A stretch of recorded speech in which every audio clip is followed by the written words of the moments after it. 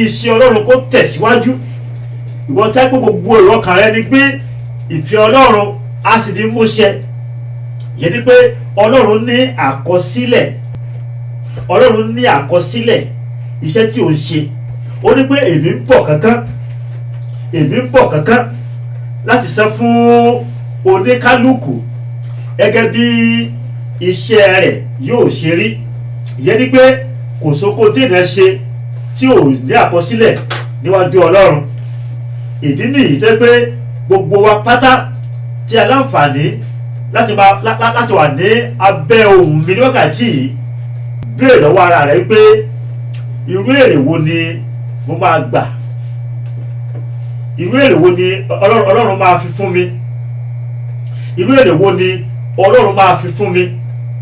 Mo gbàdúrà lórúkọ Jésù, nígbà tí a bá ń pín èrè lórúkọ Jésù ò ní gba ìtìjú. Mo ní orúkọ Olúwa, lórúkọ Jésù Kristi, mo ní ò ní gba ìtìjú, mo ní ò ní gba ìtìjú, mo ní ò ní gba èrè ìtìjú. Nítorí náà ni pé ní wákàtí yìí Ọlọ́run ṣe sí wa pé Olúwa rántí mi. Ọ̀pọ̀lọpọ̀ wà nù ìṣòro tàbí ìdààmú, ọ̀pọ̀lọpọ̀ wà nù wàhálà kan tàbí òmíràn tí wọ́n rò pé Ọlọ́run ti gbàgbé àwọn sínú ìṣòro yẹn. Wọ́n rò pé Ọlọ́run ti gbàgbé àwọn sínú wàhálà yẹn. Wọ́n rò pé Ọlọ́run ti gbàgbé àwọn sínú ipò àìní tí àwọn wà yẹn. Ṣùgbọ́n mo ní ìròyìn ayọ̀ fún ọ ní òní wípé Ọlọ́run kò gbàgbé rẹ. Ọlọ́run kò gbàgbé rẹ. Mo ní Ọlọ́run kò gbàgbé rẹ. Mo lè gbàdúrà pé lórúkọ Olúwa, God will remember you for good in the mighty name of Jesus.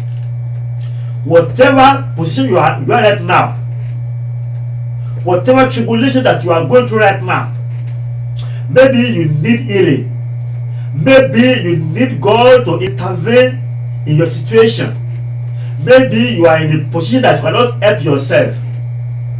I pray today that God Almighty, God Jehovah Jireh, will remember you for good in the mighty name of Jesus. I say God Almighty will remember you for good in the mighty name of Jesus. There's no situation that you are right now that God cannot deliver you. Maybe you're having pain, and that pain, is inexpressible. It's something that you cannot express it. You are the only one that is having that feeling, that the pain that nobody can behold. I pray that God Almighty, I am that I am, will heal you of that pain in the mighty name of Jesus. In the Bible, we have people that call upon the name of the Lord, and God in heaven remember them, and God hearken unto them, and at the end of the day, they have every cause to give glory to the name of the Lord. It is your turn to give praise to the name of the Lord in the mighty name of Jesus. I decree and I declare it. I say, you will give praise to the name of the Lord in the mighty name of Jesus. Remember me, oh Lord. Wherever you are right now, I want you to shout and say unto the Lord, Lord, remember me. Say, Lord, remember me. Remember me, oh Lord. Remember me, oh Lord. Remember me, oh Lord. Remember me, oh Lord. And as you shout that prayer, God will remember you for good in the mighty name of Jesus. There is a book called Remembrance Book. Remembrance Book. That book is constantly and always before God Almighty. That is where every good work, every good deed that you do to God and to your fellow being, that is where they are recorded. And when it is God's time to reward you of all this goodness that you have done, God Almighty will just go into this book and open it, and then He will reward you of your goodness. That is why when you are doing good, continue in it. Continue in it. Don't say because you are doing good and people are not saying thank you to you. You are doing good, people are not showing gratitude to you, then you will stop doing it. No, don't stop doing good. Continue doing good, because you don't know the time that God will open that book of remembrance to reward you of all the good things that you have done. So whether people say thank you or not, whether people appreciate you or they don't appreciate you, don't let that what stop you from doing what you are doing.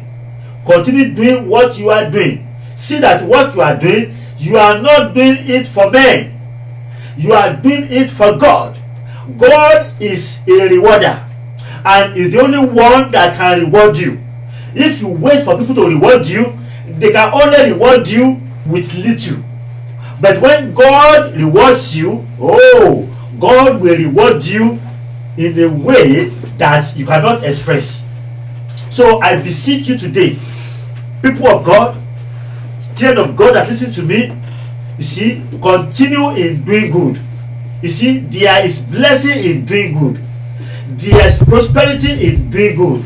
Oh, there is abundant grace of God in doing good. Therefore, continue in doing good. Má dáwọ́ iṣẹ́ rere dúró láti máa ṣe. Bóyá fún Ọlọ́run, bóyá fún ìjọ Ọlọ́run, bóyá fún ìránṣẹ́ Ọlọ́run, bóyá fún ènìyàn Ọlọ́run. Má wo ojú ẹni tí o ṣe fún pé Olúwa san ẹ̀san fún ẹ. Ọlọ́run ni olùsan ẹ̀san. Ó ní olùsan ẹ̀san.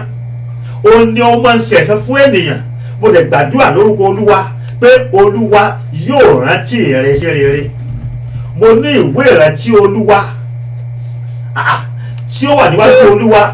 Ìwé ìrántí yẹn Ọlọ́run máa wá sí ìmúṣẹ. Ọlọ́run á sí ìwé ìrántí yẹn kàn lónìí. Nínú ìwé mímọ́, tá bá lọ sínú ìwé Málákì orí 3 ẹsẹ̀ 16. Eléyìí fìdí ìpínlẹ̀ fún wípé níwájú Ọlọ́run à ń pè ìwé kan ní ìwé ìrántí. Nínú ìwé Málákì orí 3 ẹsẹ̀ 16, Malachi chapter 3 verse 16, ó sọ fún wa tó ṣẹlẹ̀ níbẹ̀. Ó ní pé àwọn tí ó bẹ̀rù Olúwa wọ́n kó ara wọn jọ papọ̀, wọ́n ń jíròrò, wọ́n bá Ọlọ́run jíròrò pé Olúwa, báwo ni ọ̀rọ̀ tí wá ṣe rí báyìí. Tí wọ́n lọ kà láti ẹsẹ̀ 12, ẹsẹ̀ 13, ẹsẹ̀ 12, ẹ̀rí níbẹ̀ yẹn ó ní pé àwọn agbéraga, àwọn ẹni tí wọ́n wà ní àìwà bí Ọlọ́run, àwọn ló ń tẹ̀síwájú, àwọn nìkan wọ́n ń dára, àwọn nìkan wọ́n ń pọ̀ sí i. Wọ́n ń gbọ́dọ̀ sọ̀rọ̀ pé Olúwa, àwọn táwa bẹ̀rù rẹ, báwo ni tiwa ṣe rí báyìí. À ń rìn ní ọ̀nà rẹ, à ń pa òfin rẹ mọ́, à ń tẹ̀lé ọ̀rọ̀ rẹ, báwo ni tiwa ṣe rí báyìí. Kí ló wá sọ fún mi pé wọ́n ní pé Ọlọ́run sì gbọ́. Ọlọ́run wá sí ìwé ìrántí. Ọlọ́run sí ìwé ìrántí. Mo gbàdúrà lónìí, àní Ọlọ́run máa sí ìwé ìrántí kan ìwọ náà. Ipòkípò tí ó lè wà, ohunkóhun tí ó lè máa là kọjá nísinsìnyí sẹ́, fún ìgbà díẹ̀ ni, fún ìgbà díẹ̀ ni, fún ìgbà díẹ̀ ni. O ò lè kú sínú ìṣòro yẹn. I'm telling you the truth. O ò lè kú sínú wàhálà yẹn. O ò lè kú sínú gbèsè yẹn. Sórí ìwọ tó jẹ gbèsè lónìí, ní ọ̀la ó di mílíọ̀nìà. Wà á tún máa fún àwọn ènìyàn. Mo sọ gẹ́gẹ́ bí orí ọ̀fúta fún mi lónìí sẹ́. Ọ̀ ń jẹ gbèsè báyìí, ọ̀ ń yáwó jẹun ni, bóyá ọ̀ ń yáwó ṣe rere ni. Mo wí pé Ọlọ́run yóò sí ìwé ẹ̀ tí kàn ọ́. Ìwọ náà wàá di ọlọ́lá, wàá di ọlọ́lá, wàá di ọlọ́rọ̀. Ìwọ náà wàá máa yá ènìyàn, wàá máa fún ènìyàn. Torí pé Ọlọ́run tí à ń sọ nípa rẹ̀ yìí, Ọlọ́run tó ní agbára láti ṣe gbogbo nínú gbogbo ni.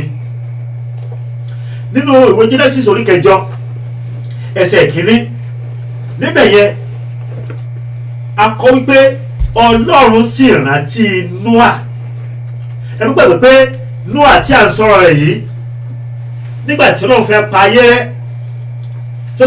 ayé rẹ́ Ọlọ́run pé kí Nóà kó kan ọkọ̀ ìgbàlà ó dẹ̀ gbọ́n náà ọkọ̀ ìgbàlà yẹn gbogbo ẹranko wọlé Nóà wọlé àtòun àti ọmọ rẹ̀ wọ́n wọlé Ọlọ́run ló fún ara rẹ̀ olóòtí ilẹ̀kùn ọkọ̀ olóòtí ṣùgbọ́n lẹ́yìn ìkún omi 40 days of rain nígbà tí omi tí tó wá dákẹ́ tí òjò ti dákẹ́ tí òjò ọ̀rọ̀ mọ́ a rí pé Ọlọ́run gan fún ara rẹ̀ akọ́ pé ọ̀rẹ́ tí wípé Nóà máa ń bẹ níbẹ̀ kò gbàgbé Nóà àti àwọn ẹranko tó wà nínú ọkọ̀ ó wá sí ilẹ̀kùn yẹn inú wọn gbàgbà pé ipò tó wà yẹn sẹ́ bóyá ọ̀tá ti tilẹ̀kùn mọ́ ẹ wọ́n tilẹ̀kùn mọ́ eré rẹ àwọn yẹn ti gbàgbé rẹ síbi tó wà ó wà nínú London àwọn ẹbí ọ̀rọ̀ tí rẹ mọ́ ó wà ní Amẹ́ríkà àwọn ẹbí ọ̀rọ̀ tí rẹ mọ́ ó wà ní Nàìjíríà àwọn ẹbí ọ̀rọ̀ tí rẹ mọ́ gbogbo ibi tó lè wà tí àwọn ènìyàn rántí rẹ mọ́ mo kọ̀kan pé Ọlọ́run kò gbàgbé rẹ èèyàn lè gbàgbé rẹ bàbá rẹ ó lè gbàgbé rẹ ìyá rẹ ó lè gbàgbé rẹ ẹ̀gbọ́n rẹ ó lè gbàgbé rẹ àbúrò rẹ ó lè gbàgbé rẹ aya rẹ ó lè gbàgbé rẹ ọkọ rẹ lè gbàgbé rẹ ṣùgbọ́n Ọlọ́run ò gbàgbé fọkànbalẹ̀ pé ó wà ní ọwọ́ Ọlọ́run wọ́n ní pé Ọlọ́run sì rántí, that is Genesis chapter 8 verse 1 and the Bible says and God remembered Noah. Ọlọ́run sì rántí Noah tó dẹ̀ ní pé níbikíbi tó lè wà àyèkáyè tó lè wà ipòkípò tó lè wà lónìí àní Ọlọ́run kò gbàgbé rẹ nínú Málákì chapter 3 verse 16 yẹn ó ní Ọlọ́run sì sí ìwé ìrántí yìí ni pé ó ní ìwé ìrántí kan tí gbogbo àkọsílẹ̀ ènìyàn wà níwájú Olúwa ọjọ́ tí ó sí ìwé ìrántí yẹn lẹ́nìkan kò mọ̀ àkókò tí ó sí ìwé ìrántí yẹn ó ní ẹnìkan kò mọ̀ ìdí nìyí tó yẹ pé tó bá ń ṣe iṣẹ́ rere tó kún fún iṣẹ́ rere máa tẹ̀síwájú nínú iṣẹ́ rere rẹ. Mo máa sọ fún àwọn ènìyàn pé ó máa tó ń ṣe tó fi ń wo Ọlọ́run, èmi ò máa tí mo ń ṣe tí mo fi ń wo Ọlọ́run, ṣùgbọ́n ní ọ̀pọ̀lọpọ̀ ìgbà ohun tí ènìyàn ń ṣe tó fi ń wo Ọlọ́run yẹn gangan òun náà ni èṣù máa attack. Ohun tó ń ṣe tó fi ń wo Ọlọ́run yẹn òun náà ni ọ̀tá ló máa attack so that o ò ní lè ṣe nǹkan yẹn láti ṣe kéde o láti fi wo Ọlọ́run mọ́. Ó ní pé kí a má dáwọ́ ire ṣe. Báwo ni pé ká má dáwọ́ ire láti máa ṣe torí pé nígbà tí a ò lérò o ní àwọn kí ni o làwọn ò kà. Nínú ìwé Genesis chapter 30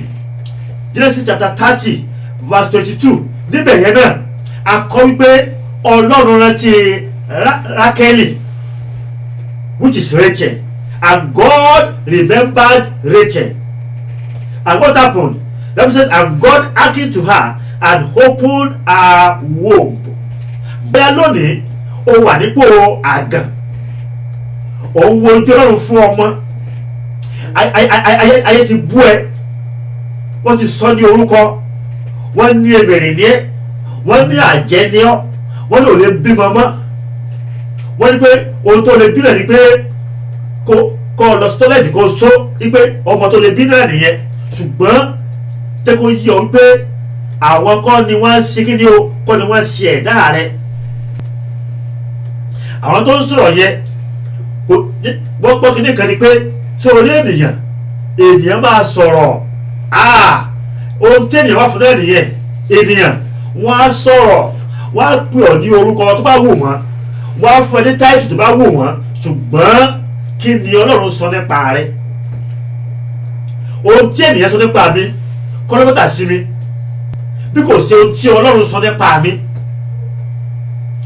Tó bá ń dúró pé kí àwọn ènìyàn kó sọ dáadáa nípa rẹ̀, àwọn tó ń sọ dáadáa nípa rẹ̀ lónìí tàbí ní ojú rẹ̀ gan ní gẹ́rẹ́ tó bá pẹ́ yẹ̀dà, kí ni wọ́n sọ nípa rẹ̀? Oyin bí ni. Báwo ni pé ó ní ogun tó wà nínú ènìyàn pátápátá ó ní kìkì ni o kìkì bí ni tó lè rí pé má dúró de àkóńtì pé àwọn ènìyàn kò sí tó bá ṣe ẹ̀rẹ́ ní tó bá ṣe pé thank you pé olúọmọ ṣe because likewise èmi tèmi o I don't wait for people's thank you no I don't wait for people's thank you I don't wait for people applause I wait on what God will say regarding me. What God says about me is final. No man can say anything final about me. Only God can say final about me. So ní pé Ọlọ́run rántí rẹ́tẹ̀ Ọlọ́run ẹ̀sìn ni ó sì ní inú ó dẹ̀ fún ní ọmọ tó pé ní òní yìí ìwọ́jọ́ tó ń gbọ́ tó ń wó mi bóyá òun wo jẹ́ Ọlọ́run fún ọmọ rere o ti gbàdúrà ọkọ rẹ gan o ti pé wò ó tó bá ti di ìparí ọdún yìí o tó o bá ti lè ní oyún fún òun máa fẹ́ obìnrin mìíràn ni má bẹ̀rù gba Ọlọ́run gbọ́ fi ọkàn rẹ balẹ̀ ohun tó ṣe náà ni pé kí gbogbo Olúwa pé Olúwa rántí mi nínú ìwé Nehemiah mo ṣàkíyèsí kí nìkan bẹ̀ pé Nehemiah gbogbo iṣẹ́ tó bá ṣe fún Ọlọ́run ó máa sọ pé Olúwa rántí mi sí rere ẹ lọ wo bẹ̀rẹ̀ dáadáa the book of Nehemiah yóò say Father or God remember me O Lord for every good work that I have done ẹ jẹ́ kí ẹ wo bẹ̀rẹ̀ fún aná so that fún ẹ̀gbá pé kò sí ẹ̀kọ́ kan sọ́ ní orí ni ìwé Nehemiah will always tell God pé a ní pé Olúwa rántí mi sí rere Olúwa rántí mi sí rere ìwọ náà máa sọ fọ́nà pé Olúwa rántí mi sí rere nínú gbogbo tí mò ń ṣe fún ìwọ Ọlọ́run nínú gbogbo tí mò ń ṣe nílé rẹ tí mò ń ṣe fún àwọn ènìyàn Olúwa rántí mi sí rere. And as you pray unto God, I pray that God Almighty will remember you for good in the mighty name of Jesus. Gbogbo iṣẹ́ tó ń ṣe yẹn lórúkọ Jésù kò ní lọ lásán mo ní kò ní lọ lásán ó ní pé Olúwa rántí mi sí rere and actually Ọlọ́run ti kí ni o ọ̀rọ̀ ti ní bẹ́ẹ̀ sí rere mo gbàdúrà lórúkọ Jésù àní Ọlọ́run máa rántí ọ̀rọ̀ sí rere mo ní Ọlọ́run máa rántí ẹ̀ sí rere mo ní lẹ́tà ayọ̀ ó máa tẹ̀ ọ́ lọ́wọ́ ìròyìn ayọ̀ ó máa tẹ̀ ọ́ lọ́wọ́ má jẹ́ kí ayé kó sú ọ má para rẹ rárá má para rẹ ní èyí mo gbọ́ sórí ọmọ kan wọ́n ní ọmọ yẹn Joshua lọ́mọ yẹn jẹ́ Joshua Bedford or something ọmọ yẹn ọmọ ọdún mẹ́fà no ìgbà tí ìyá rẹ̀ bí tí wọ́n bí after 48 hours nínú London náà ni o wọ́n dọ́pù ẹ̀ ìyá ẹ̀ lọ dọ́pù ẹ̀ ṣùgbọ́n Ọlọ́run tí kì í gbàgbé ẹni àṣẹ ọmọ yìí àṣẹ genius ọmọ ni àṣẹ ọmọ ńlá ni ọmọ yìí ní ọdún mẹ́fà ó lọ parí Oxford University bẹ́ẹ̀ ni Oxford University ọmọ ọdún mẹ́fà ó parí ẹ̀kọ́ ẹ̀ ní Oxford University ní ọmọ ọdún mẹ́fà ọmọ iná ìṣe ó ti wà ní 40 ó ti pé 40 years báyìí ẹ lọ torúkọ yẹn kẹ́ Google ẹ̀ Joshua Bedford ọmọ ọdún mẹ́fà ó lọ parí Oxford University TVC gbé ó lọ sí Nàìjíríà ó ní pé òun máa kọ́ school fún wọn ní north torí pé àwọn ọmọ tí wọ́n drop out ní north wọ́n pọ̀ jù pé òun máa kọ́ school fún wọn ọmọ ọdún mẹ́fà ni ṣùgbọ́n nísinsìnyí ó ti di ọmọ ọdún mẹ́rìnlá ó lè jáde ní Oxford prestigious University tó gbà ní pé bóyá bàbá yìí ti kọ̀ ẹ́ sílẹ̀ bóyá ìyá rẹ̀ kọ̀ ẹ́ sílẹ̀ ìyẹn kì í ṣe òpin ìrìn àjò Dáfídì wípé nígbà tí bàbá mi àti ìyá mi kọ̀ mí sílẹ̀ ó ní nígbà náà ni Olúwa sí ni o lọ́tọ́wọ́ gbà mí mọ́ ọ̀rọ̀ ara rẹ pé má jẹ poison no má jẹ poison má hanga ara ẹ tó pọ̀ ọ̀pọ̀ àwọn ènìyàn nígbà tí wọ́n wà ní ìṣòro kan tàbí mìíràn wọ́n á ní bàbá àwọn ò lè ràn wọ́n lọ́wọ́ ìyá àwọn ò ràn wọ́n lọ́wọ́ ẹ̀gbọ́n kan ò ràn wọ́n lọ́wọ́ you don't need them Ọlọ́run sọ fún yín pé ò nídìí wọn ni I'm telling you the truth Ọlọ́run sọ fún yín pé you don't need them to succeed You don't need them to make it in life. What you need is God. Ọmọdé yẹn ọdún mẹ́fà yẹn nígbà tí ìyá rẹ̀ tó kéde o tó wà kọ́ tí àwọn family kan wá kéde o wọ́n wá gbà sọ́dọ̀ wọ́n wá adopt yẹn, and today the glory of God is shining upon this little boy. I pray the glory of God will shine upon you in the mighty name of Jesus. Nígbà tí ẹnìkan bá kọ̀ ẹ́ sílẹ̀, Ọlọ́run á rán ẹni tí a tẹ́wọ́ gbà ẹ́, Ọlọ́run á rán olórin sí ẹ, Ọlọ́run á rán aláàánú sí ẹ, ẹni tó bá bó ọdẹ ilẹ̀ lérí ayọ̀ rẹ, Ọlọ́run bá rán sí ẹ, Ọlọ́run bá rán sí mi, ẹni tó bá gbé mi náà débi tí mo fẹ́ dé láyé ní orúkọ Olúwa, Ọlọ́run bá rán sí mi, á rán sí àwọn ọmọ àti aya mi, á rán sí ìwọ náà.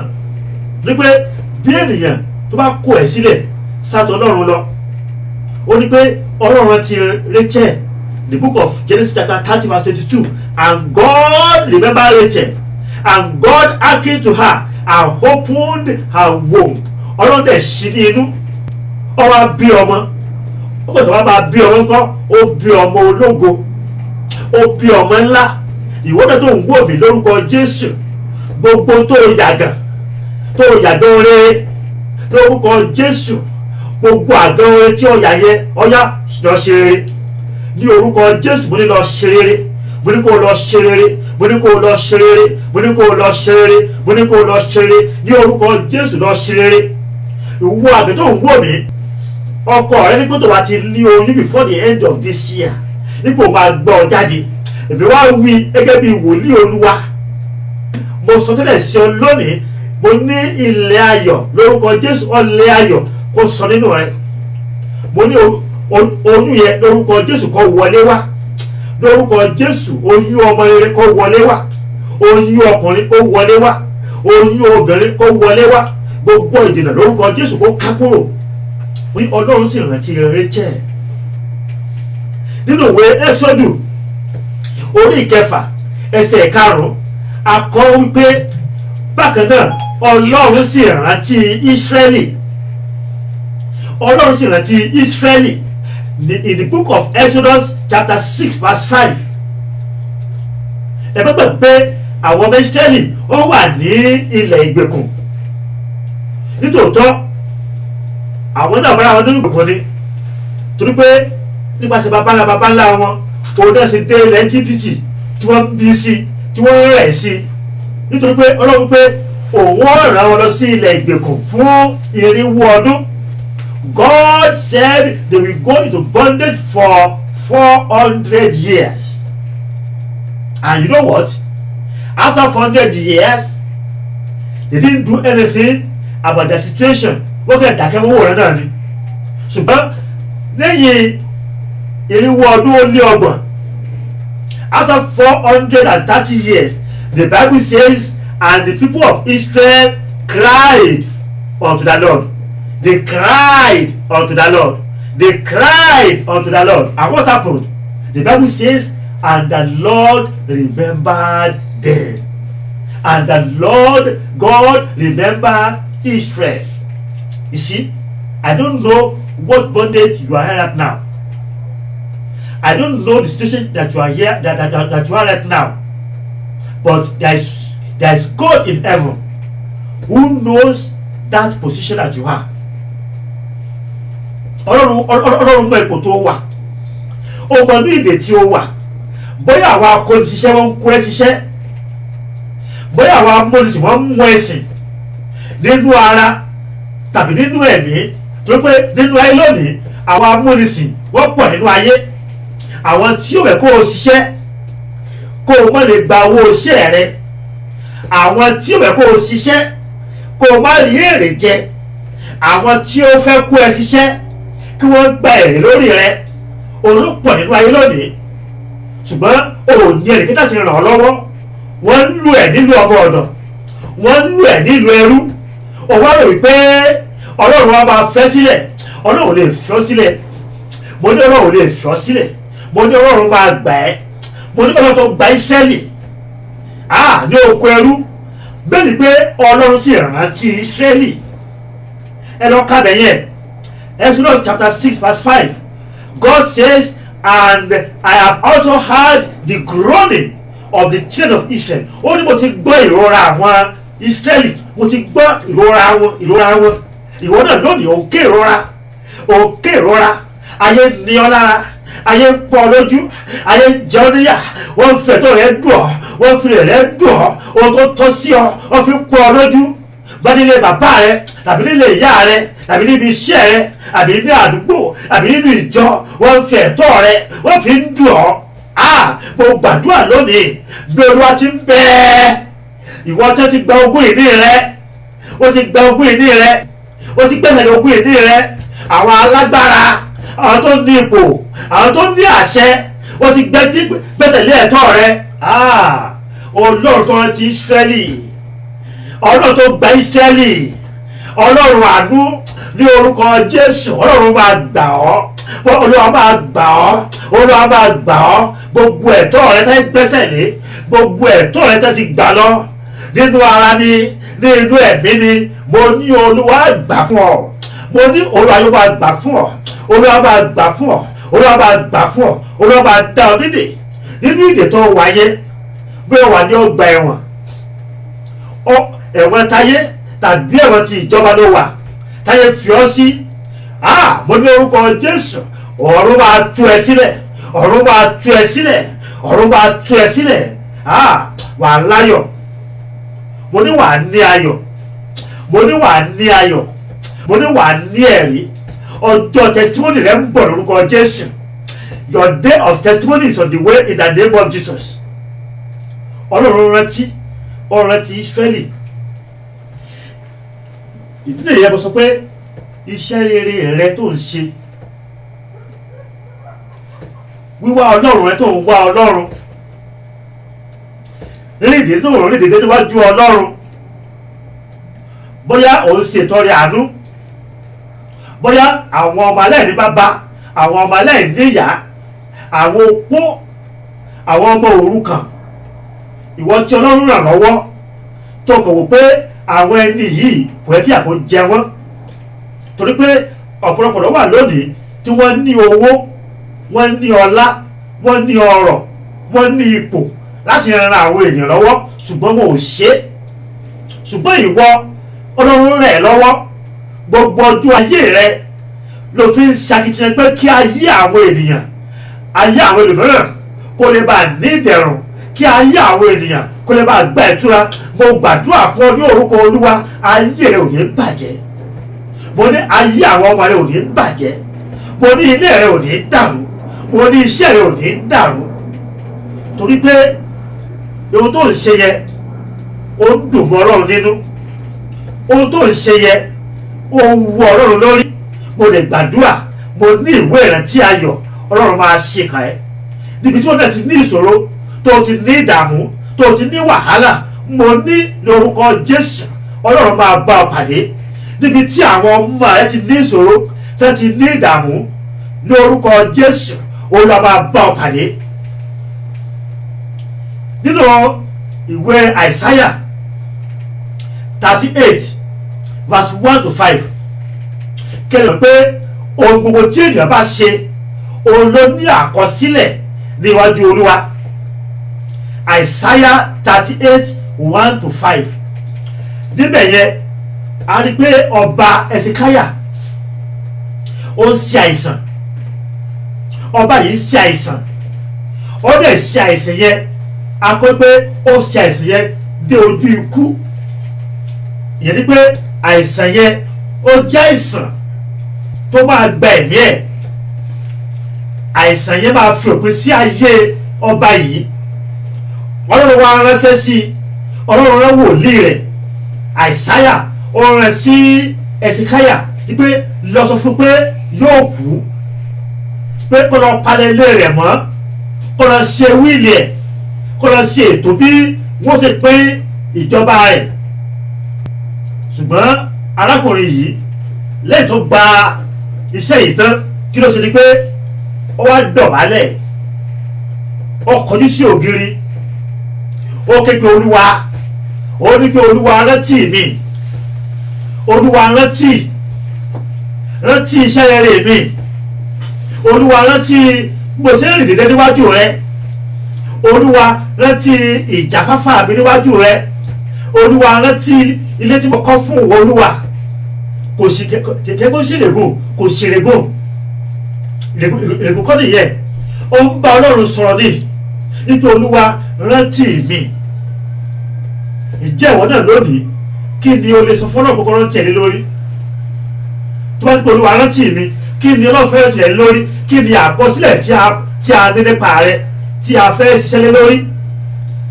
Ìwọ ń da ìlú rú ni. Ìwọ ọ̀ ń da ìlú rú. Ìwọ ọ̀ ń ba ayé àwọn ènìyàn jẹ́. Ìwọ ọ̀ ń ba ẹgbẹ́lẹ́bí jẹ́. Ìwọ ọ̀ ń sọ ayé tó dùn ọ̀ ń sọ di ìkorò. Ọ̀wá ni pé kí Ọlọ́run kó rántí rẹ. Kí ni Ọlọ́run fẹ́ rántí rẹ ti rere fún?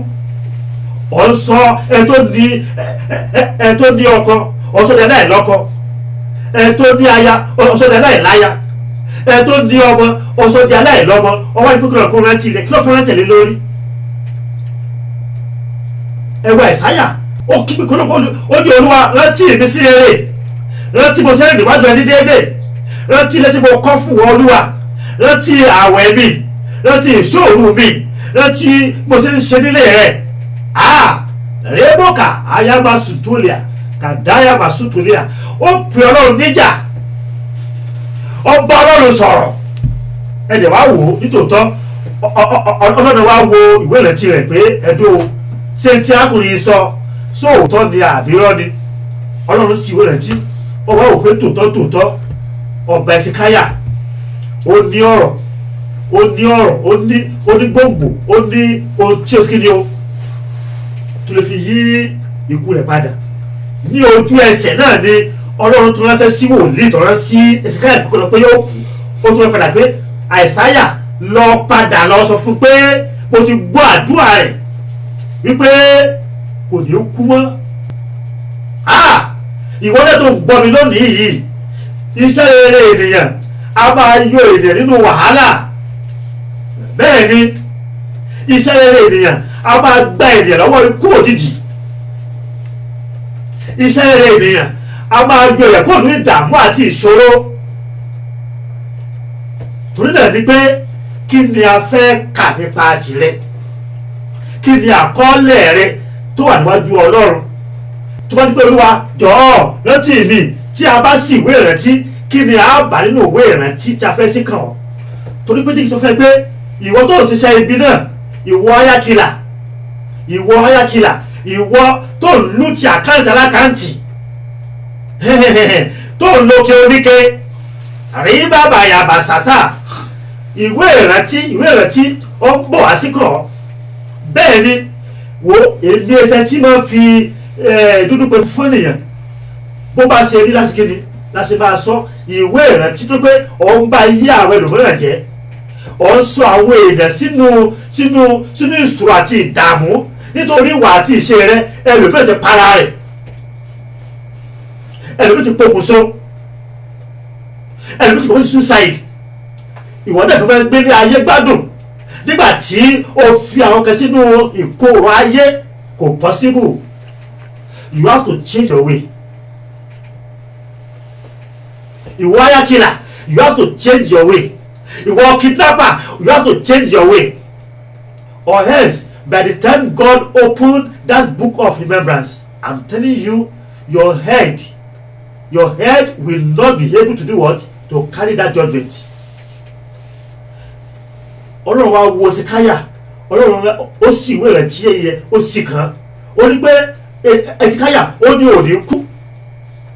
Ṣùgbọ́n ó wá tó fún ní kíni o, ó fún ní ọdún mẹ́ẹ̀ẹ́dógún sí. God added another 15 years to his age. 15 years. That is, anything good that you are doing, continue to do it good. Continue to do what? To do good. By the time the blessing will come, by the time the word will come, people will be saying, bóyá ní àwọn ní ara o, wọ́n ní arákùnrin yẹn bóyá ń dọ́gbọ́n sí ni, bóyá ṣoògùn owó ni, bóyá ọ̀sẹ̀ ń sí forward. People will call you names, but when you are doing it, wọ́n à ní rí ẹgbà yẹn. And God is a rewarder. Ọlọ́run jẹ́ olùṣe ẹ̀san. Mo gbàdúrà fún lórúkọ Jésù. mo ní wàá rí àánú Ọlọ́run gbà, wàá rí àánú Ọlọ́run gbà. Wo kò tí ì gbọ́jú fún ọ láti yí padà. Ìwọ tó tí ì dá àkọsílẹ̀ níwájú Ọlọ́run kò tí ì gbọ́jú fún ọ, o ní láti ṣe àtúnṣe ọ̀nà rẹ. Ènìyàn ò lè tẹ ọjà yẹ̀pẹ̀ ó ní pé ò máa gba owó ẹ̀rí, kò possible. I'm telling you, this is the word of God. I won't come here and be making you happy to be jumping up. No, I'm not called to that. To that, I'm called to tell you the truth word of God, so that your life can be better. Tó pé Ọlọ́run yìí ó jí Ọlọ́run ìyanu nínú ìwé Judges chapter 11. Ìwé Judges onídàájọ́, arákùnrin kan bẹ níbẹ̀. Arákùnrin yìí àpòpọ̀ ní Jephthah ni orúkọ arákùnrin jẹ́. Ẹ wò, that is why I like the word of God. The word of God will never keep anything secret. No, kò sí àṣírí nínú ọ̀rọ̀ Ọlọ́run. Bó bá ṣe rí lọ́sí ni ló ṣe máa sọ. Arákùnrin yìí àpòpọ̀ ní Jephthah, wọ́n ní pé ọmọ àlè ni, ọmọ aṣẹ́wó ni, ó wà bẹ́ẹ̀. Ó ní pé ó wà bí lọ́lọ́ka. Ó ní ọmọ is a child of harlot. Jephthah ọmọ aṣẹ́wó, kìí ṣe wà lè nìkan, kìí ṣe ọmọ aṣẹ́wó, ọmọ tí aṣẹ́wó bí ni. Nítorí náà àwọn fámìlì ẹ̀ wọ́n ní pé ìwọ kí ló ń ṣe ní ìdílé wa, nílò rẹ. Wọ́n lé dànù, wọ́n lé Jephthah, wọ́n lé dànù. Ìyẹn ni pé listen to me people, there is no mistake in childbirth. Kò sí ọmọ kẹta bí by mistake. No. Ọmọ tó bí yẹn bóyá bàbá rẹ̀ bóyá kò gbà, má pa ọmọ yẹn. Ọmọ tó bí yẹn bá àwọn ẹbí bàbá rẹ̀ wọ́n gbà, má pa ọmọ yẹn. Don't kill that child. God has a purpose for him or her. Gbogbo arábìnrin kan tí bá ń sọ kò sí ẹ̀bù tó kó gẹ́gẹ́ fúnra rẹ̀ sọ. Ellen Paul ọmọ yẹn sọ ìtàn ara ẹ̀ ti ṣe comedian. Ó ní wọ́n ṣe ẹ̀gbọ́n oyún ẹ̀ ni, bàbá rẹ̀ ò gbọ́ oyún rẹ̀, bàbá ò gbọ́ oyún ẹ̀ rárá. Wọ́n lọ́ máa ní ni. Ṣùgbọ́n lónìí nǹkan ọmọ yìí ó ti báàjì doctorate degree and she's doing well and the glory of God is manifesting in her life. Ìdí pé wọ́n lè pẹ̀lú ọmọ àlè, wọ́n lè pẹ̀lú pé ọmọ kìnnìkan ní ọ́ tó bá wo calculus kìíní. Ìwọ ni kó lọ bá Ọlọ́run rẹ sọ̀rọ̀. Ipe Olúwa, èmi kọ́ ni mo rán mi wá sí ayé. Olúwa, èmi kọ́ ni mo ṣẹ̀dá ara mi, ìwọ ló ṣẹ̀dá mi. Ọlọ́run ni adẹ́dà àti aṣẹ̀dá. Ẹ̀wọ̀n akùnrin tá pé Jephthah yìí, ó wá lé kò lé. Wọ́n lé pé ọmọ àlè jáde, ọmọ aṣẹ́wó jáde, ọmọ tí ò níran jáde.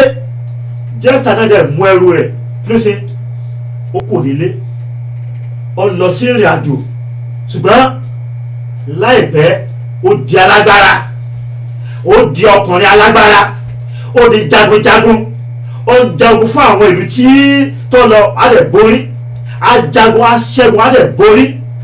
Ṣùgbọ́n ní ọjọ́ kan ogun wá dé sí ìlú ẹ̀. Ó wá gbọ́ ìgbé Jephthah tẹ́lẹ̀ kò nílé, ó ti di olórí ogun nílùú bí báyìí o. Ṣé ká lọ pè é ní àdúgbò ká lọ pè é? Wọ́n ní ṣé tá a bá pè sí ọ̀dà wa lóhùn, ẹ̀ta lé kò nílé, ẹ̀ta fi ẹ̀gà àti ìtìdílé kò nílé. Ṣé tá a bá pè sí ọ̀dà wa lóhùn, ó wá rán àwọn alágbára, àwọn ìjòyè wọ́n sì kí ni wọ́n rán lọ pé Jephthah, nítòótọ́ àti ilé ọ àti kọ, ṣùgbọ́n nísinsìnyí àwọn afẹ́kọ̀ọ́ sí kí ni kọ́ padà sí ilé, kọ́ wá jẹ́ olórí fún wa. Mo gbàdúrà ìwọ tí a ti kọ̀ tì, ìwọ tí a ti pa tì, ìwọ tí wọ́n ní pé ò lè ní láàárín mọ́, ìwọ tó ní pé tó bá ṣe mítìlì fámìlì yìí wọ́n ṣẹ̀ dẹ̀rẹ́ tì ẹ́ rárá, wọ́n ṣẹ̀ ní pé ọ̀ pálí tẹ́ bá pè gan-an kí ni ó ṣe ìdánwò gan-an, tẹ́ bá pè kí ló fẹ́ dá lára, kò lówó tó fẹ́ gbélẹ̀, kò ní nǹkan tó fẹ́ ṣe ẹ sá fìlẹ̀ sí kiri o sáyé tiẹ̀. Mo gbàdúrà lónìí àwọn tó kọ̀ ọ́ tì lórúkọ Jésù wọ́n wà orí. Mo ní wọ́n fẹ́ by fire by force. Àwọn tó ti write off pé ò ní dé láárí ipò lè jẹ́ èèyàn mọ́. Mo ní lórúkọ Jésù mo ní wọ́n ṣàwárí rẹ̀.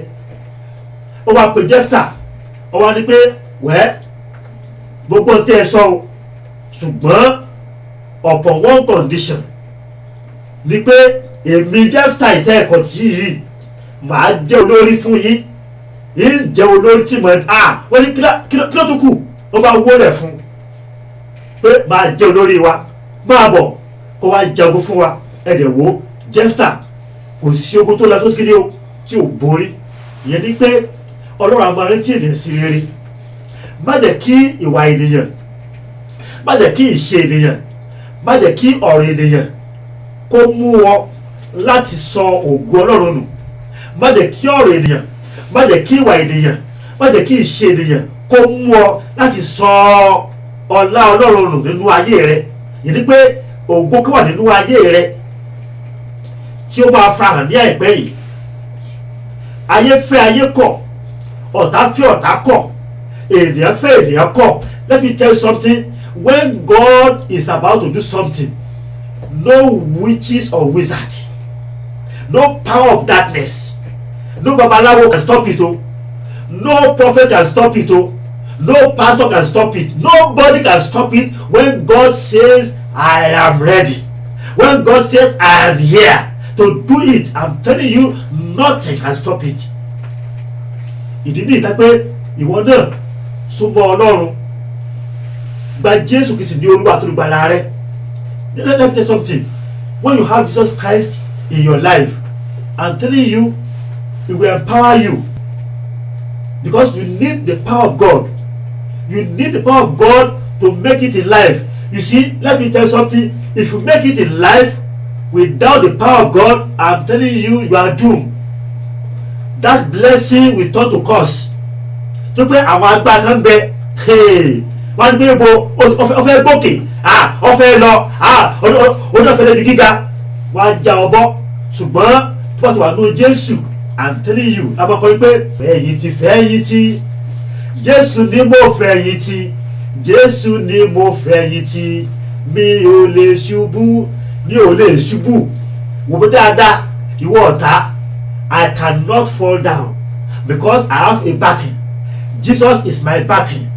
The cross of Jesus is my backing, because all day all night I'm swimming in the blood of Jesus.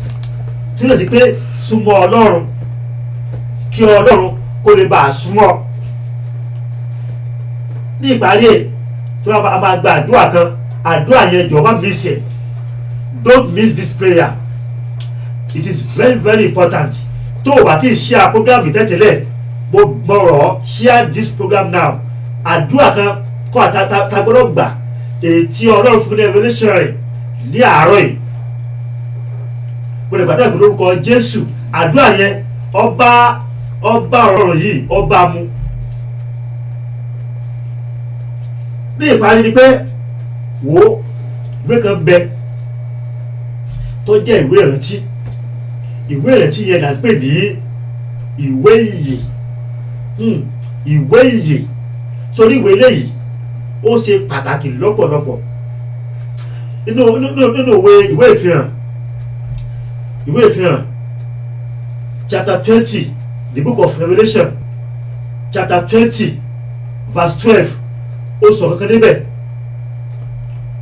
Ìwé ìfihàn chapter 20 verse 12 ó sọ kankan níbẹ̀. Nínú ìwé yìí tí o bá sí níbẹ̀, arákùnrin àtàlábìnrin ó léwu. Orúkọ rẹ̀ lè wà nínú ìwé ìjọba pé mínísítà díẹ̀ wípé you are a commissioner. Yes, ìwé ti ayé orúkọ lè wà níbẹ̀. Wọ́n lè fún ẹ ní oyè BBB BA BD BD PhD, ṣùgbọ́n bí orúkọ rẹ̀ bá sínú ìwé eléyìí ó léwu lọ́pọ̀lọpọ̀. Ó léwu lọ́pọ̀lọpọ̀. Nínú ìwé ìfihàn 20 verse 12 kí ló sọ níbẹ̀? The book of Revelation chapter 12 verse 12 ó sọ̀rọ̀ kan kó lè pé ìwé ńlá kan wà níwájú Olúwa ètí gbogbo ènìyàn tí wọ́n gbọ́dọ̀ kíni o wọ́n gbọ́dọ̀ nípa àti ìpín níbẹ̀. Bí orúkọ rẹ ò bá sí nínú ìwé yìí ó léwu lọ́pọ̀lọpọ̀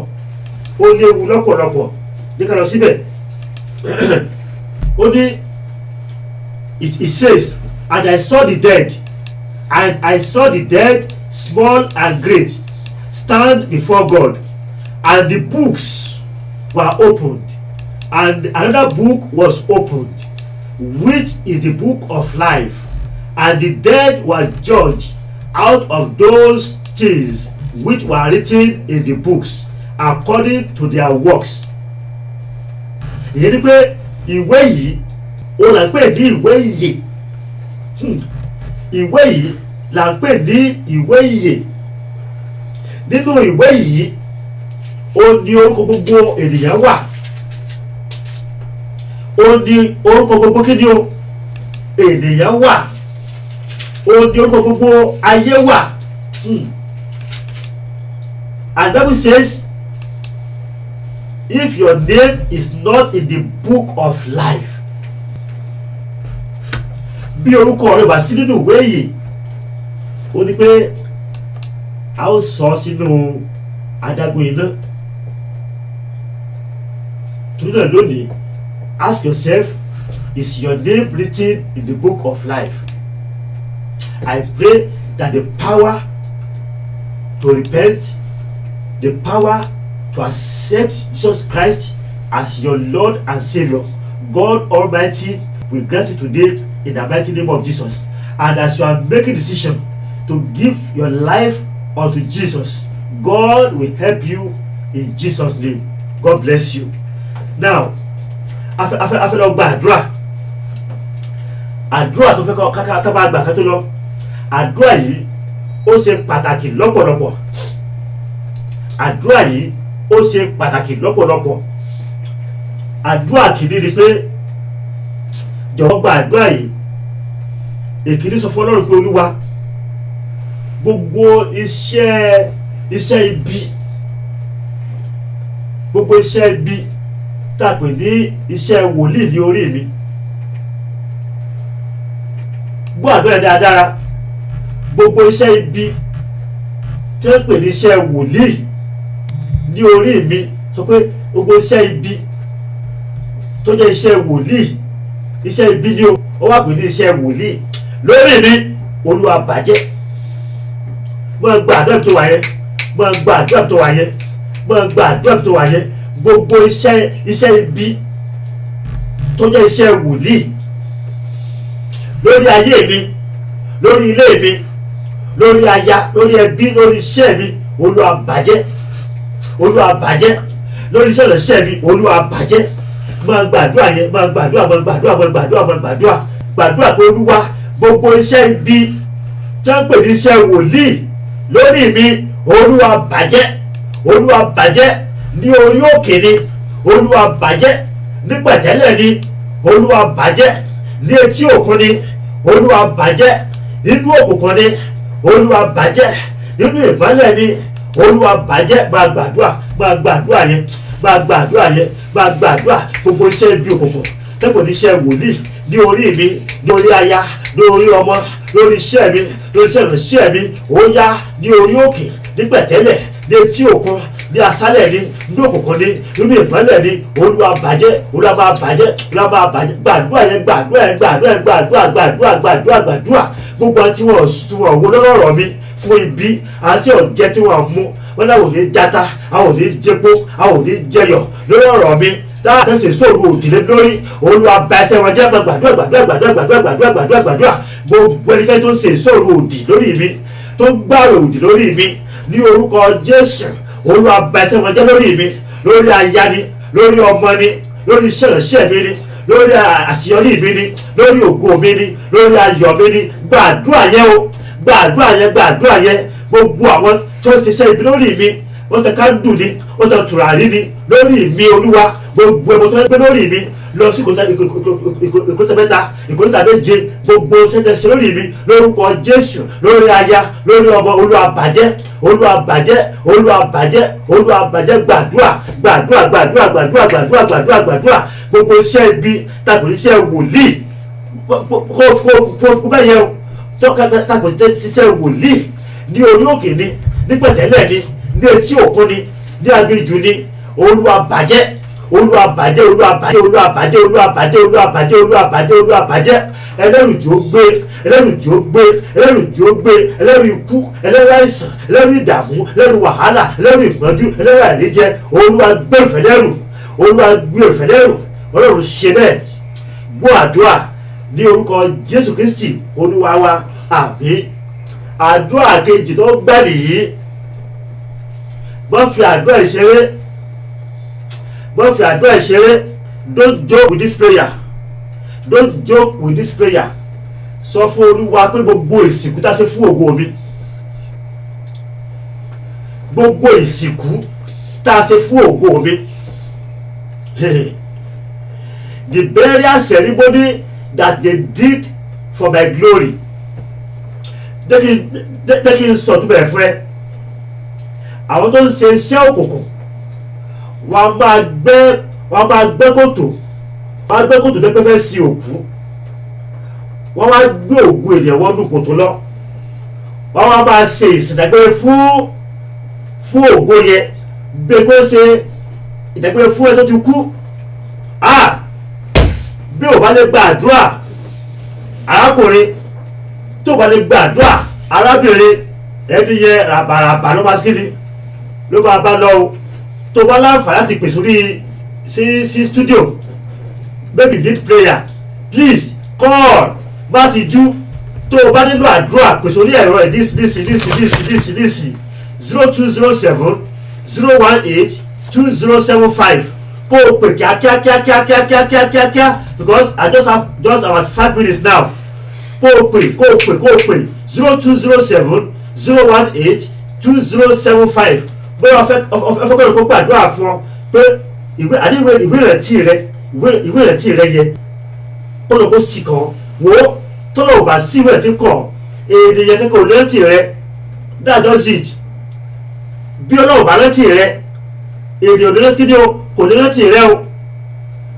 Nígbà tí wọ́n sí ìwé ìrètí rẹ kàn, kọ́ńtàsì tó lé yẹ á tì ọ́ lọ́wọ́. Ẹ tó ti gbàgbé ẹ̀ fún àbẹ̀yẹ ọdún, wọ́n ní pé ètò náà arákùnrin máa bẹ níbẹ̀, àárẹ̀tì rẹ̀ ṣáá ni, àárẹ̀ máa pè é. Mo gbàdúrà fún lórúkọ Jésù, ó máa dára fẹ́. Olúwa rántí bẹ́ẹ̀ sí rere. Èmi tẹ́tí bọ́ sọ̀rọ̀ yìí, Olúwa rántí mi sí rere. Gbogbo ibi tí ògo mi wà, wò ó yẹ́ká gbàdá àti ẹ̀ka tó bá gbàgbé gbogbo ìsìnkú tó fẹ́ sí ògo mi mọ́lẹ̀. Wo àárọ̀ èdè Ọlọ́run fún mi ní àdúrà yẹn, ìsìnkú yẹn ó ní agbára gan, ó ní agbára, ìsìnkú yẹn ní agbára. Gbogbo ètò fẹ́ sí ògo mi bẹ́ẹ̀ ní sí òkú, gbogbo ẹni tó fẹ́ sí ògo mi bẹ́ẹ̀ ní sí òkú. Akọ́ pé ẹ bá gbẹ́ kòtò olóma jì sí. Yorùbá ní pé bí inú ọ̀gàn tó bá jì, inú ara ẹ̀ lásìkò ní olóma jì sí. Yorùbá tó sọ bẹ́ẹ̀ pé ó ní pé tí inú ọ̀gàn tó bá jì á jì sínú ara rẹ̀. Sọ fún pé Olúwa gbogbo kòtò ibi, gbogbo ìsìnkú tó fẹ́ ṣe fún ògo mi, jẹ́ kí àwọn ọ̀tá gẹ́gẹ́ sí kí ni wọ́n kó sí. Gbọ́gbà fún ọ̀tá ti sí ògo mi, gbọ́gbà wọ́n kò fẹ́ ti sí ògo mi. Gbogbo ẹnikẹ́ni tó fẹ́ sí ògo mi, Olúwa jọ̀ọ́ jì sínú ọ̀fìn náà. Ẹ gbàdúrà bẹ́ẹ̀,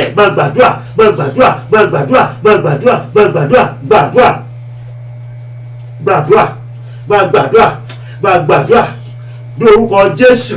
Gbogbo ẹnikẹ́ni tó fẹ́ sí ògo mi bẹ́ẹ̀ ní sí òkú, Olúwa jọ̀ọ́ fara rẹ̀ di, gbàdúrà.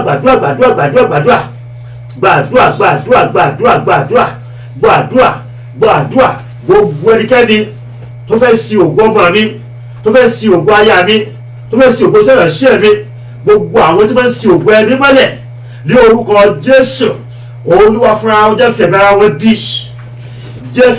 dì. A ti kọ́ wípé ẹnikẹ́ni ẹnikẹ́ni tó bá gbẹ́ kòtò òun náà ni yóò kù sí gbogbo kòtò tó tà gbẹ́ fúnra ọjọ́ kó jì sí ó ti rí bẹ́ẹ̀ Jésù Olúwa wa àmín. tó gbogbo ẹran lẹ màkúlẹ o èmi ọmọ yín máa wà níbí ọba Táíwò Ọláníwájú ọmọ Jímọ̀ awi koko lójú ọlọ́rọ̀ ǹjẹ́ bí lọ́rọ̀ bá gbọ́ kí ni kò ṣe àní kó má ṣe ohunkóhun kó ṣàkóso bí mi tún ibẹ̀ ṣe ni dáàdi máa kó àtúntò látàárọ̀ ẹ kú iṣẹ́ Olúwa Olúwa yóò máa ràn yín lọ́wọ́ o agbára ẹ̀fẹ̀ mọ́ lọ́rọ̀ ìdágbére fún yín tẹ̀lé ìga àwọn èyí tí Ọlọ́run bá fi sí ní ọkàn láti sọ fún àwọn ènìyàn lẹ́nu ní agbára o fún àpẹẹrẹ ṣé ó ṣeé ṣe kí ẹ̀dá lè máa sin ògo ènìyàn kó sin bí ẹni sin òkú. bẹ́ẹ̀ ni wọ́n ń ṣe dáadáa wọ́n á ṣe ìgbà tí wọ́n fẹ́ ṣe ìdágbére fún ẹni tó ti kú wọ́n á gbé sínú kòtò wọ́n á dẹ̀ ṣe èsì fún wọ́n á dẹ̀ bò mọ́lẹ̀ bẹ́ẹ̀. ó dà irúfẹ́ yìí tá a bá sin ògo rẹ̀ mọ́lẹ̀ kí ló ń tún máa ṣẹlẹ̀ sẹ́yìn náà. kò ní lógo lò ní. kábíyèsí Ọlọ́run. ẹnikẹ́ni wọ́n ti sin ògo rẹ̀ mọ́lẹ̀ kò ní rí ògo lò. a kàn máa ṣe bó ṣe mẹ́wàá báyìí kò ní rí àkójọ lé lórí kò sí ìkẹtọ́ ṣe tápá síkìdí ayọ̀ sí rere. dádì ẹ jẹ́ bá mi fi ojú ṣùnùkù wo eléyìí mo mọ arábìnrin kan ní ìlú Nàìjíríà arábìnrin yìí ó ti bẹ̀rẹ̀ sí ní owó ń ríṣẹ́ láti bọ̀ bí ọmọ ọdún méjìdínlógún 18 years ló ní ọ̀nà ẹ̀ ti là lọ́wọ́ ẹ̀ ti jí sí owó ó ní owó ìtítí tó fi pé bí ọmọ 30 ọdún dáàdì gbàtà arábìnrin pé ọmọ 30 ọdún ó kọ́ ilé alárànbarà kan nílùú Èkó ilé ìtóbi gan ẹ lè ní ìgbà ọmọ 30 ọdún ló kọ́ ilé pẹ̀lú gbogbo èyí náà ó ń rán àwọn èèyàn wá sí ìlú òyìnbó ó máa ń rán àwọn èèyàn wá sílùú èbó dáadáa nípasẹ̀ arábìnrin ìyá ó kéré jù àwọn máa ka bí èèyàn bíi 10 tóun ti rán wá sí ìlú òyìnbó yìí àmọ́ nígbà tí arábìnrin fi pé bí ọmọ 40 ọdún 40 years gbogbo owó ilé lọ kò sí nǹkan kan mọ́ kò sí nǹkan kan arábìnrin mọ́ nínú gbogbo ilé lọ okùnlé ẹ̀kan péré tó ń gbé ẹ jẹ́ wọ́n mọ̀ pé gbogbo ọmọ tóun wá rán lọ sí ìlú òyìnbó yìí ṣe bóyá kọ́ padà wá máa ṣe fún òun nígbà tí ò sí mọ́ tó bá ń pe gbogbo wọn kẹ́yìn sí kò wá rí aláàánú kankan mọ́ débi pé tí ò wáyé tí ì tọrọ kò lè rí jẹ dáì níbi tó le dé á gbé iṣẹ́ àsìta láàárọ̀ láti máa retí ẹni bá fẹ́ kọjá kóun lè tọrọ 1,500 naira lọ́wọ́ ẹ̀ bí bá ti ń sọ̀rọ̀ dáàdì ọ̀nà rẹ̀ ò yí padà kò sí iná ọ̀nẹ́ dáàdì kílẹ̀ ló kó lè fa orúgbèsè ayé bẹ́ẹ̀. ìkíní a lè sọ pé nǹkan pàtó báyìí òun ló fà á ṣùgbọ́n ó tó máa ń sábà ṣẹlẹ̀ ni pé kí ni orísun ọ̀rọ̀ yẹn kí ni orísun ọ̀rọ̀ yẹn tó pé nígbà bí ìgbẹ́ta pé àwa ẹ̀dá ènìyàn a máa ń sáré ju àkókò Ọlọ́run lọ ẹni pé ọmọ ọdún 18 ni níbo ni ó ti sáré dé níbo ló ti fojú tọ̀ lọ tó ti fojú wọ̀ lọ tó di pé ó rí owó yẹn tó pé gbọ́dọ̀ pé ìbùkún Olúwa ní nílà tí kì í fa làálàá kún tí ló bá bùkún ènìyàn ọ̀rọ̀ kì í bùkún ènìyàn kó kéde kó tó dá ìpadà sípò àìnímọ́ èèfù kan Sátánì gan bó ṣe ọlọ́sẹ̀sẹ̀ Ọlọ́run àbẹ́ẹ̀kọ́ Ọlọ́run ò gbàgbà lọ́wọ́ rẹ̀ agbára tó lọ́wọ́ fún Sátánì nígbà tó sì jẹ́ tó jẹ́ Lúsífẹ́rì gangan tó jẹ́ làwọ̀ òwúrọ̀ agbára yẹn gan Ọlọ́run gbà lọ́wọ́ ẹ̀ agbára yẹn ṣì wà lọ́wọ́ ẹ̀ so tó bá jẹ́ ẹ tó gba ìpolówó Ọlọ́run kò lè padà di aláìní bó tù kó rí so arábìnrin yẹn ó ní ipa tó tọ̀ kó tó di pé owó yẹn síkìdí ó dé ó ti kánjú ọ̀la òun ọwọ́ mi ò tó ó ti fi gbọ̀gbọ̀ fà á so ìdílé yẹn tẹ̀fẹ̀ rí pé ẹ tó wá wà tó wá sórí yẹn fún tí wọ́n fúnrí yẹn mọ̀ wọ́n fi mọ̀ nítorí pé ọ̀nà yẹn ò síkìdí kò straight rárá ni. ẹ ṣe mo dúpẹ́ ẹlẹ́rìí ẹ̀ tún sọ̀kan náà ní ẹ̀ẹ̀kan nípa gbèsè ọ̀pọ̀ ń bẹ nínú gbèsè àmọ́ wọ́n dẹ̀ mọ Ọlọ́run ọba wọ́n sì rán ọba dédé o àmọ́ nínú gbèsè lọ́wọ́ àti pé ó ti wá sú wọn ò tilẹ̀ wá mọ ọ̀nà àbáyọ mọ́ láti yọ kúrò nínú gbèsè ìtọ́ wà yìí láti kí ni ọ̀nà àbáyọ nítòótọ́ wọ́n ti gbàdúrà o wọ́n dẹ̀ mọ Ọlọ́run ọba àmọ́ síbẹ̀síbẹ̀ inú gbèsè náà ṣe wà. ẹ ṣe púpọ̀ sà ògo ni fún Ọlọ́run ní òkè ọ̀run. hallelujah. Kò sí nǹkan tí agbára Ọlọ́run kò sí kéde tí ò ká. Lọ́pọ̀ ìgbàgbà míì àwọn kan máa ń ṣẹlẹ̀ pé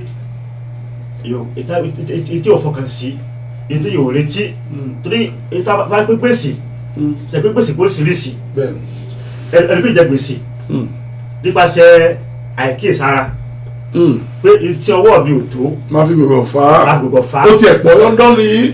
so ẹlòmíì dẹ̀ ní ó jẹ gbèsè nítorí pé ó gba ẹ̀bùn tí ẹ kó síkéde tí ẹ kó gbà so kò sí ọ̀nà tí gbèsè tí ò fi lè wá ṣùgbọ́n ó tún mọ̀ ní pé Ọlọ́run aláàánú ni tó sì ní pé irú ẹni bẹ́ẹ̀ yóò képe lọ́dọ̀ ìpè Olúwa gbà mí dìde fún ìrànlọ́wọ́ mi kò sí gbèsè tí ẹ jẹ tí Ọlọ́run ní agbára láti ràn lọ́wọ́ ó wà ní Bíbélì wọ́n ní pé ìyàwó ìránṣẹ́ Ọlọ́run tí ó jẹ gbèsè kókè tó kú kò ní ìrètí kankan mọ́ ó ti sọ ìrètí dùn pé oúnjẹ tó kù nínú ilé òun àtọ́ àtọ́mọ́sásí náà jẹ́ fọ́ọ̀dẹ́ kú ni ṣùgbọ́n Ọlọ́run gbèrò ń de fún Ọlọ́run ràn lọ́wọ́ ohun tí ò wá tó ó sì kí ó wá ṣẹ́kù mo gbàdúrà lónìí lórúkọ Olúwa gbogbo owó tó wà ní gbèsè tápé gbèsè yẹ ó dẹ̀ pé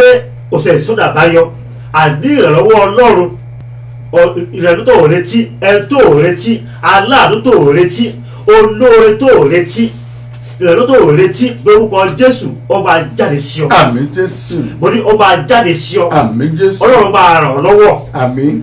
kọ́ńtíráàtì tó ò retí kọ́ńtíráàtì látò ò retí bàkádà yaba sótòlíà tí ó sọ di ọlọ́lá àti ọlọ́rọ̀ lórúkọ Jésù Ọlọ́run á fi rántí rẹ. àmín Jésù. mo ní sọ pé ẹlòmíì wọ́n pé ohun tí ò bọ̀ ẹ́ ṣe rárá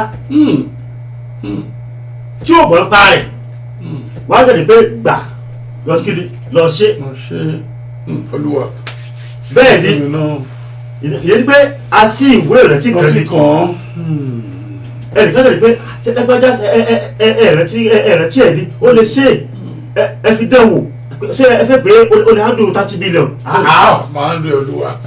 ṣé ẹ fi wá dẹ̀ rántí ẹ̀. mo gbàdúrà lórúkọ Jésù àtẹ̀yìn àtẹ̀mí lórúkọ Jésù ìwé ìrántí ayọ̀ Ọlọ́run máa ṣìkà wá. àmín àmín. olóore kan tó ju ẹgbẹgbẹ̀rún ènìyàn lọ lórúkọ Jésù ó máa dìde fún wa. àmín o Jésù. ó ti rí bẹ́ẹ̀. àmín. Jésù Olúwa wa. àmín àmín àmín lórúkọ Jésù. ìyáàfin Ayọ̀níkẹ́ Olúfẹ́mi Akíndíjì àwọn ní gbogbo iṣẹ́ ibi lórí mi àti ìdílé mi Olúwa bàjẹ́ o gbogbo ẹ̀yin tẹ́ ń gbọ́ wa náà ẹ náà ń gbàdúrà yìí wípé gbogbo iṣẹ́ ibi iṣẹ́ òkùnkùn lórí yín àti ìdílé yín kí Ọlọ́run bá kó bàjẹ́. tó dádì nígbà tí ẹ̀ ń sọ̀rọ̀ lẹ́ẹ̀kan ohun ẹ̀kan tó fi ń gbádùn yín rèé ẹ kì í fi igbá kan bọ̀ kan nínú bẹ́ẹ̀ ni Ọlọ́run bá ṣe fi sí yín lọ́kàn lẹ máa ń sọ jáde bó lè jẹ́ pé àwọn pàìtọ́ ẹ̀mí ọ̀run á fi sí wọn lọ́kàn tó tọ́ àmọ́ kó tó sọ wọ́n fẹ́ amẹ́ǹdì ẹ̀ wọ́n á gbé yẹ̀wò amẹ́ǹdì yọ̀ o bọ́lá ọba yìí sọ fún yín náà lẹ́sẹ̀ ń sọ ẹlẹ́rù bá ike ẹ̀rí tí màdé sọ ẹ̀ ní pa mí nítorí pé àkàìmọye ìlànà ní í ṣe gbogbo tẹ̀ ń sọ yìí àmọ́ kátìlẹ̀ gbà yìí bá àwọn èèyàn ń ṣe ìwádìí tí àwọn pàìtọ́ ọjọ́ lọ́rùn ọba ẹ mọ̀ wípé àwọn ọmọ ìjọ yín ṣe nǹkan báyìí èyí tí ẹ kẹ́ bá wọn wí o ẹ tún encourage wọn sí ní nítorí pé ọmọ ajábọ̀ fún pàìtọ́ olórí ìjọ kí lè rí sí àárín àwọn pàìtọ́ ni. anyway ṣe rí ìpè tí a gbọ́ kálukú ọ̀tọ̀ọ̀tọ̀ ni torí pé gbogbo èèyàn kọ́ ni a pè. gbogbo èèyàn kọ́ la pè. bẹ́ẹ̀ ni ẹlòmíì ikú ẹ̀ ló pè ohun tí wọ́n jẹ ohun tí wọ́n mu olóògbé adé ipò pé àdáfẹsẹ̀ fún Ọlọ́run ìdílé ìdápẹ́ wá gbọ́ pé pásítọ̀ kan ṣe kéde kan gbogbo pásítọ̀ kan ló ṣe bẹ́ẹ̀ àwọn kan bọ̀ pé àwọn náà pe ara wọn ẹ̀rọ pé àwọn tí wọ́n pe ara wọn gangan torí pé wọ́n ní irú àwọn ọmọ ìjọ tí wọ́n tọ̀ lẹ́yìn irú àtàǹsọ̀ náà jọ́sí kéde o ní ọmọ tọ̀ lẹ́yìn àti nàkè tán lu eke oníke tán fi eke oníke ra ọjà àwọn náà kéde o ní ọmọ ẹ̀rọ pé tó bá máa múra expensive suit expensive shoe tápẹ́ wọ́n fi ike lọ́ fi gbá gbogbo ẹ̀ wọ́n bá sọ̀rọ̀ ajẹ́ ìṣẹ́ Ọlọ́run tó ní kọ́ lọ jáde wá kó a máa wá sínú ṣọ́ọ̀ṣì so ọjọ́ ìdájọ́ ajọ ọjọ́ ẹ̀rù ajọ ọjọ́ ńlá ajọ ọjọ́ pé gbogbo tó wà ní òkú kásíkéde o afra ní ìmọ́lẹ̀ àdúrà fún mi pé gbogbo tó wà ní òkú ẹ̀ náà lórúkọ Jésù ọ̀rọ̀ yìí ó ràn wọ́n lọ́wọ́. àmín àmín àmín dádì lákòótán táwọn fi mú ètò yìí wá sí òpin ìbéèrè kan rèé arákùnrin kan bẹ níbi London tó wà yìí àgbàlagbà gbóǹtarìgì nínú àwọn tó ń ṣe ojú tó máa ń ná kiri ni ògbóǹtarìgì ògbóǹtarìgì ìlú mọ̀ọ́ká ẹ̀dá tá a mọ̀ pé iṣẹ́ rẹ̀ ni àmọ́ lẹ́nu jẹ́ mẹ́ta yìí láwa gbọ́ pé ó ti di pàìtọ̀ dẹ́nì ṣé ká sọ pé olúwa ti fojú fún gbogbo ẹ̀ṣẹ̀ ló ti ṣe tẹ́lẹ̀tẹ́lẹ̀ olúwa ti pè sínú àgọ́ ìgbàlà àbí ká sọ pé iṣẹ́ ibi rẹ̀ náà ló pè bẹ́ẹ̀ sọ pé ikùn àwọn pásítọ̀ mi máa ń pè wọ́n àwọn ti di pásítọ̀ báyìí. ẹ ṣe rí bákan méjì ní sá kò sí ẹnikẹ́ni tí ọlọ́run ò lè lápàdé tó pé ó ní pé òun fẹ́ pé ẹlẹ́ṣẹ̀ bí kòkòrò padà kó lọ ẹ̀ṣẹ̀ rẹ̀ irú ẹni yẹn ó ti di ẹ̀dá ọ̀tọ̀ ó ti di ẹ̀dá ọ̀tún bí ni pé bí ẹnikẹ́ni wà ní Kristi ó ti di ẹ̀dá ọ̀tún ó ní pé òun àjọsí kéde ó ti kọjá lọ tọ́pẹ́ tòótọ́ tó bá ti ní ìpadà ọkàn tó ti gba Jésù ní olú àtúgbàlá rẹ̀ ká tó pèsè iṣẹ́ ìránṣẹ́ yẹn gbogbo àìṣe rẹ̀ pátá Ọlọ́run ti wo ojú kò débẹ̀ tọ́pẹ́ tòótọ́ he was genuinely called gbogbo àìṣe rẹ̀ yẹ Ọlọ́run kéde ó ti fojú parẹ́ tó pé aláàánú ni olórí ọ̀fẹ́ ni nínú ìwé Ezekiel 33 ó ní pé bí ẹni tí máa ń ṣe burú tó bá ti yí padà kó ní ogun rẹ̀ ó ní pé ọjọ́ tó ti padà kó ní ogun rẹ̀ yẹn àwọn àṣẹ rẹ̀ fún ṣùgbọ́n ẹ tó ṣe rere bọ̀ tó bá kó ní ogun rere tó bá sí búburú ó ní búburú àti kéde o lákàsí ní ọrùn tó dẹ̀ ní pé kò sẹ́kẹ́ tó burú tí ọlọ́run kéde tó lè lè gbà adájọ́ ó lè tó wà dé apá ọ̀tún kọ́ ó lè apá ọ̀tún ó sọ fún Jésù ní Jésù ó ní pé àwọn pé ìyà tá à ń jẹ ìyẹ̀ṣẹ̀ wa làwọn jẹ yìí ó sì pé wọ ọjọ́ kéde ọjọ́ olóòótọ́ àti olódodo Jésù pé lónìí ló pàdé mi ní aládìsí so aláàánú ni Ọlọ́run ẹnikẹ́ni àwọn táwọn sọ ẹ̀ náà ẹlẹ́ṣẹ̀ ni wọ́n á nígbà kan rí àánú la rí gbà olùfẹ́ la rí gbà tó dàbí pé kò sẹ́kẹ́ tó burú tá pé Ọlọ́run sì kéde o tí ò ní yí padà. ẹ ṣe wo dúpẹ́ ẹ wá ní fàdúrà àrùn gbogbo ẹ̀dá lọ́wọ́ kan máa lọ́lé.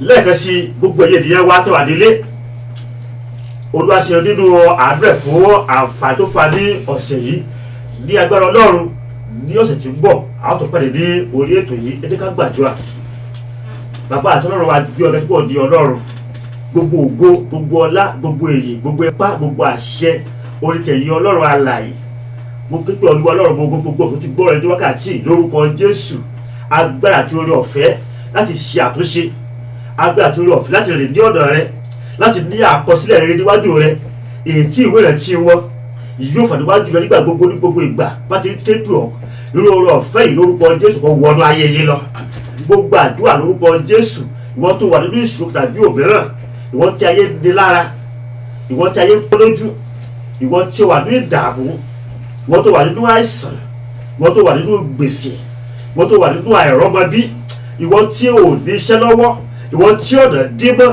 gbogbo àdúrà lónìí lórúkọ Jésù ìwé rẹ̀ tí ayọ̀ Ọlọ́run máa ṣe kàn lórúkọ Jésù gbogbo ibi tí olóore rẹ wà gbogbo ibi tí aláyọ̀ rẹ wà gbogbo ibi tí aláàánú rẹ wà wọ́n ní ìwé rẹ̀ tí ayọ̀ lórúkọ Jésù Ọlọ́run máa ṣe kàn wọ́n ní wàá rí àdúgbà wọ́n ní wàá rí àdúgbà wọ́n ní wàá rí àdúgbà ọ̀rẹ́ tó ní kó máa là ọ̀rẹ́ kó máa là ọ̀rẹ́ kó máa là iṣẹ́ agbára iṣẹ́ àmì iṣẹ́ ìyanu kó máa ṣẹlẹ̀ ìdájọ́ mẹ́jọ lórúkọ Jésù wà ní testimony ó ti rí bẹ́ẹ̀ ó ti ṣẹ bẹ́ẹ̀ ní orúkọ Jésù Kristi Olúwa tó gbàlà wa àmín àmín àmín lórúkọ Jésù. See you next week.